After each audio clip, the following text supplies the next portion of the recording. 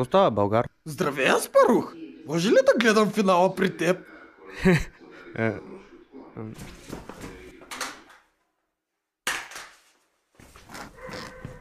Ами, аз нямам телевизор. Какво да правя? Проверих навсякъде и няма къде да гледам мача. Но къде да намеря телевизор?